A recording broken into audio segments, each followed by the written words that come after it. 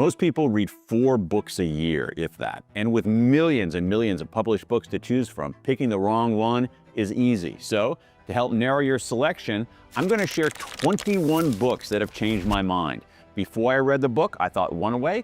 After I read the book, I thought a different way. For example, number 1, Grit by Angela Duckworth. I always thought that talent was what mattered most, and it's true. Talent matters, no doubt about that. But it's not the only thing, and it's often not even the main thing. That's the big lesson of this book, which taught me that passion and perseverance for what you do matters even more. That's grit. It might be the most important driver of success. Grit has 4 elements, Angela says. Deep interest. You have to love what you do.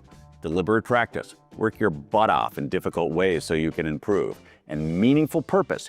Do something in the service of others. And finally, resilient hope. Remain optimistic in the face of setbacks. Best of all, grit is something we can develop in others and nurture in ourselves. That's the first book that changed my way of thinking. Now let's go to number 2, a book that some people might not know. It's Thinking in Bets by Annie Duke. Annie is a champion poker player who also has a PhD in cognitive psychology. So she's a great guide to making better, smarter decisions. The key takeaway from this book for me is that when you evaluate your decisions, you shouldn't evaluate them based on the outcomes of those decisions. You should evaluate them based on the process by which you made that decision.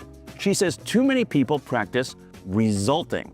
They think a good outcome means you made a good decision, but that's not always true. And it can lead to making some dumb mistakes in the future. So, treat your beliefs as bets. How confident are you?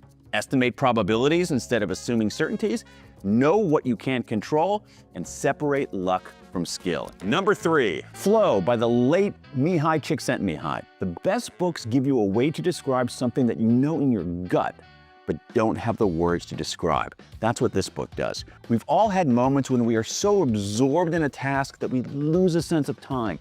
We lose a sense of self. What we're doing is so exquisitely matched to our capabilities that it becomes almost a transcendent experience.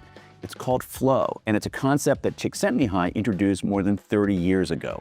Because of this book, I always notice when I'm in flow. I also notice when I'm not in flow, and I look for ways to bring flow into my life. Number 4, The War of Art by Steven Pressfield. Whenever you sit down to create, the entire universe will conspire against you. Pressfield identifies something he calls the resistance, a hidden force that keeps us from sitting down and doing our work.